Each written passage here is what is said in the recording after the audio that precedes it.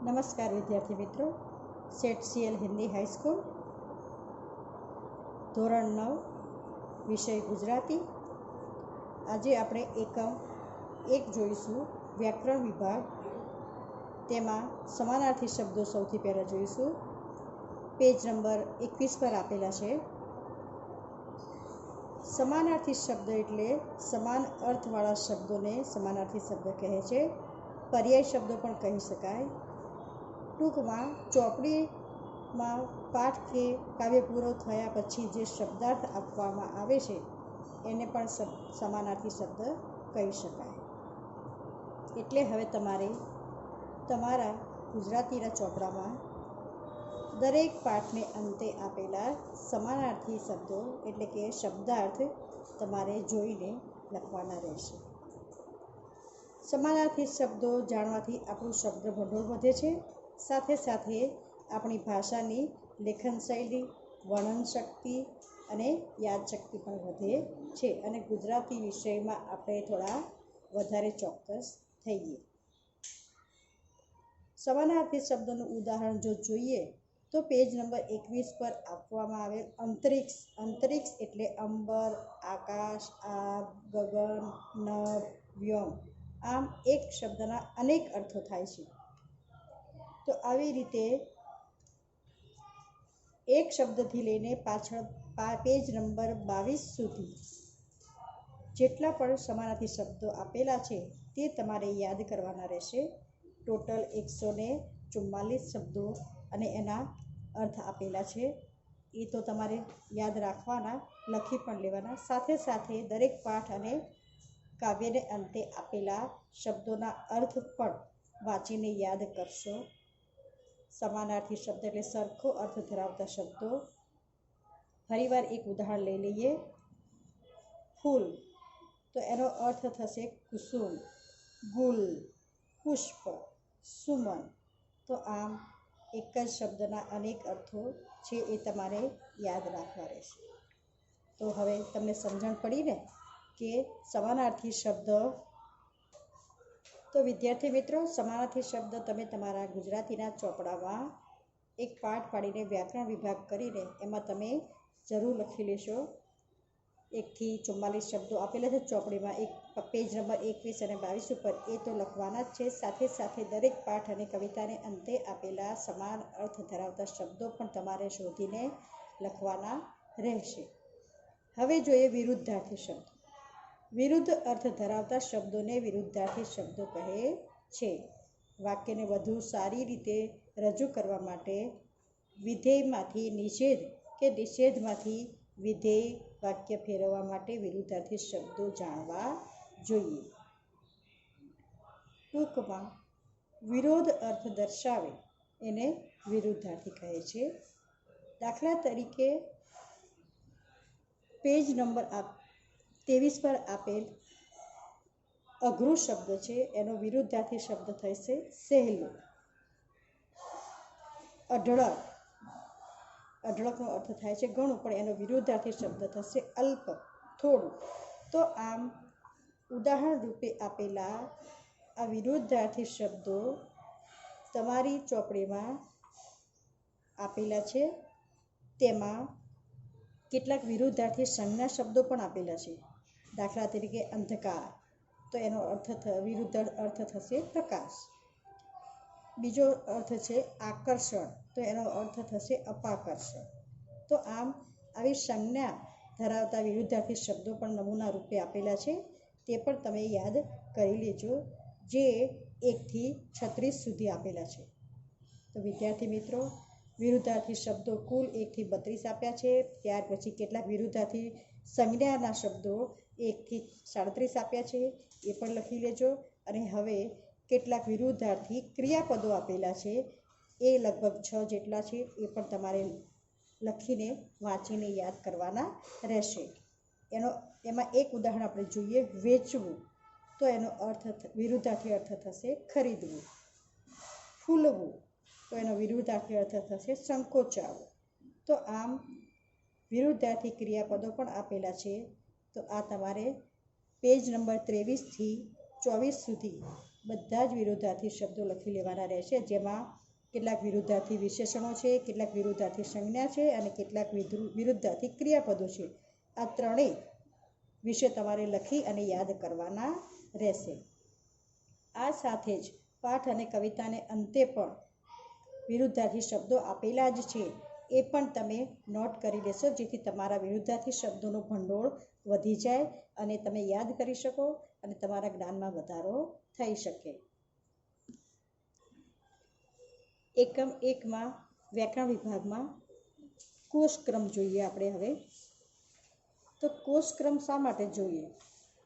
જો કોઈ શબ્દની જોડણી આપણે જાણવી હોય, તેનો અર્થ સમજવો હોય, તો શબ્દકોશનો ઉપયોગ કરવો પડે. શબ્દકોશમાંથી શબ્દ આસાનીથી શોધવા માટે શબ્દનો કોષક્રમ જોવો જોઈએ. શબ્દનો કોષક્રમ એટલે અ આ ઈ પ્રમાણે. તો ગુજરાતી સ્વરો અને વ્યંજનો કયા કયા છે તે આપણે જોઈ લઈએ. તો ગુજરાતી સ્વરોમાં અ આ ઈ ઉ રૂ એ ઔ ઓ ઐ અમ અહ જેવા સ્વરો છે. વ્યંજનમાં જો જોઈએ તો પૂરી બારાક્ષરી છે, પૂરો કક્કો છે.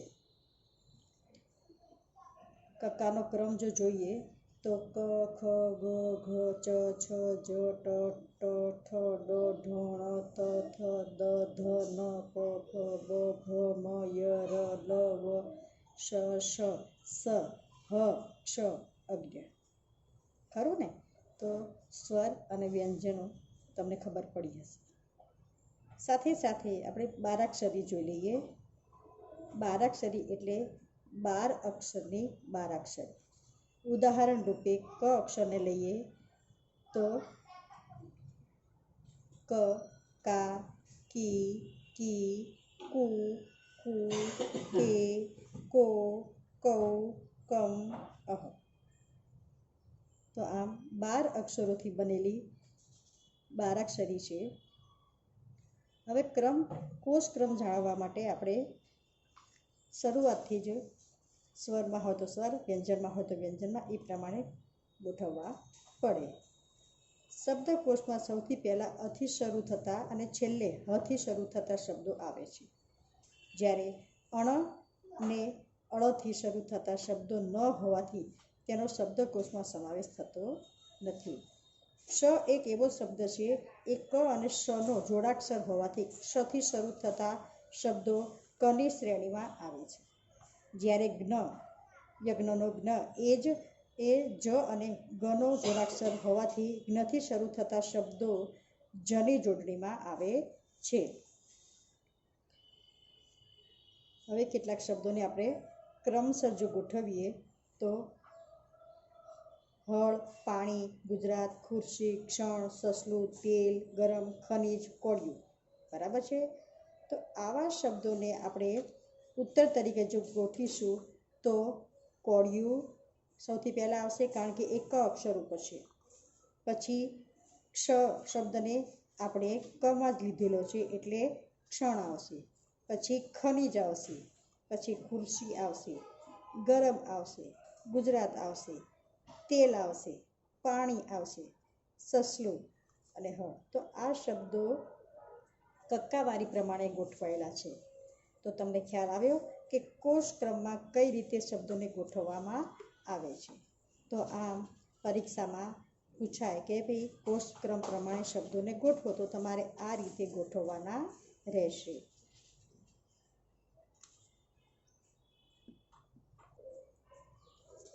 હવે આપણે જોઈશું ચોથો વિભાગ, જોડણી. જોડણી ગુજરાતી ભાષા માટે ખૂબ મહત્વનું પરિબળ છે. જોડણીના સામાન્ય ફેરફારથી પણ આખો અર્થ બદલાઈ જતો હોય છે. હવે તમે જુઓ પેજ નંબર 26 પર રામ વનમાં ગયા, એની જ નીચે બીજું વાક્ય આપ્યું છે રામ વાનમાં ગયા. તો વન અને વાન બંનેના અર્થ અલગ થઈ જાય છે. વન એટલે જંગલ થશે, વાન એટલે સાધન છે. જ્યારે બીજું વાક્ય છે ચીનને મેં અંડરલાઈન કરી છે, એ શબ્દો ઉપર ખાસ જોજો. પહેલા વાક્યમાં શસ્ત્ર આપ્યું છે, બીજા વાક્યમાં શાસ્ત્ર આપ્યું છે. શસ્ત્ર એટલે સાધનો, શાસ્ત્ર એટલે ધાર્મિક પુસ્તકો. તો આમ અંડરલાઇન કરેલા દરેક શબ્દ વાક્યો તમે વાંચી જશો, જેથી તમને એનો અર્થ ખબર પડશે કે માત્ર જોડણીના સામાન્ય એવા ફેરફારથી આખો અર્થ બદલાઈ જતો હોય છે. હવે પછી પેજ નંબર 26થી લઈને 27, 28 અને 29 આ ચારેય પેજ ઉપર અનેક એવા શબ્દો આપેલા છે જે સામાન્ય દેખાય છે, પણ થોડા ફેરફારને કારણે આખા અર્થ બદલાઈ જાય છે. તો આવા જોડણીના અર્થને આપણે બરાબર સમજવાના છે, વાંચવાના છે અને યાદ કરવાના છે. આ સિવાય ઉદાહરણ રૂપે હું કેટલાક શબ્દો તમને આપું છું. દિન, તો નાની માત્રા દિન હોય તો ગરીબ થાય, દિવસ થાય. જ્યારે મોટી માત્રા દિન હોય તો ગરીબ થાય. કહેવાનો મતલબ એ છે કે નાની અને મોટી માત્રાને કારણે આખા અર્થ બદલાઈ જાય છે. અક્ષર તો એના એ જ છે, માત્ર જોડણી એટલે કે માત્રા જ બદલાઈ જાય છે. નાનો દિન એટલે દિવસ, જ્યારે મોટો દિન એટલે ગરીબ થાય. ખરું ને? હવે એવી જ રીતે ઉપહાર. ઉપહાર એટલે ભેટ, પરંતુ ઉપહાર લખાઈ જાય તો તેનો અર્થ નાસ્તો થાય છે. ખ્યાલ આવ્યો? તો આમ એક જ શબ્દના માત્ર જોડણીના ફારફેરને કારણે અર્થો બદલાઈ જતા હોય છે. જ્યારે આપણે ઉતાવળથી વાંચીએ તો આવા ભેદને આપણે સમજી શકતા નથી. એટલે હંમેશા ગુજરાતી જ્યારે પણ વાંચો તો તમે એને અર્થપૂર્ણ રીતે વાંચો, એ મહત્ત્વનું છે. કારણ કે જોડણીના ફારફેરને કારણે જો અર્થ બદલાઈ જશે તો તમારી વાંચનમાં તમારી ઝડપ અથવા તો તમારી થોડી સામાન્ય ભૂલોને કારણે તમે ભલે ગમે એટલું વાંચશો પણ તમે એનો અર્થ સમજી શકશો નહીં. માટે ગુજરાતી ભાષામાં જોડણીને ખૂબ મહત્ત્વ આપજો.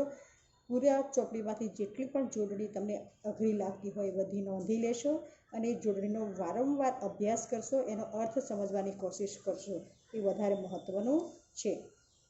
બીજો એક શબ્દ લો, નિધન અને નિર્ધન. માત્ર રેફની જ બંને શબ્દોમાં રેફનો જ તફાવત છે. નિધન એટલે મૃત્યુ થશે, જ્યારે નિર્ધન એટલે ગરીબ કંગાળ થશે.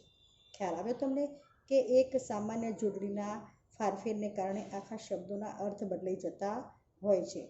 હવે જુઓ પરિણામ. પરિણામ એટલે રિઝલ્ટ, ફળ, જ્યારે પરિમાણ એટલે માપ થશે. એવો જ એક બીજો શબ્દ છે શાલ. શાલ આપણે ઓઢવાનું ગરમ વસ્ત્ર એને શાલ કહીએ છીએ, બરાબર ને? શિયાળામાં જે ઓઢીએ છીએ તે. હવે આ શબ્દ મીંડાવાળો શબ્દ છે. જ્યારે સસલાનો સ છે એ સાલ, તો સાલ એટલે આખો વર્ષ થઈ જશે. તો આમ સમાં માત્ર ફેરફાર થવાને કારણે અક્ષરો એના એ જ છે, છતાં પણ એનો અર્થ આખો બદલાઈ જશે. ખ્યાલ આવ્યો તમને? તો આમ આવી જોડણીના નાના નાના ફેરફારોને બરાબર યાદ રાખશો, સમજશો અને એને તમે હંમેશા યાદ રાખવાની કોશિશ કરશો. વિદ્યાર્થી મિત્રો, આપણું અહીંયા એક એકમ પૂરું થાય છે વ્યાકરણનું. અને આ વ્યાકરણના એકમને તમે બરાબર વાંચી લેશો. પેજ નંબર 21થી લઈને 28 સુધી, 29 સુધી તમે બરાબર વાંચીને યાદ કરી લેશો. તમારા ચોપડામાં એને લખીને તૈયાર કરી લેજો. અને એ તમારે આ વર્ષે ગુજરાતીમાં અભ્યાસક્રમમાં હોવાના કારણે તમારે યાદ રાખવું જરૂરી છે. અને હવે જો તમે આ લેક્ચર સાંભળતા હોવ તો એને હંમેશા સબસ્ક્રાઈબ કરવાનું રાખો, કે જેથી કરીને ખબર પડે કે તમે એને બરાબર વાંચો છો, યાદ કરો છો.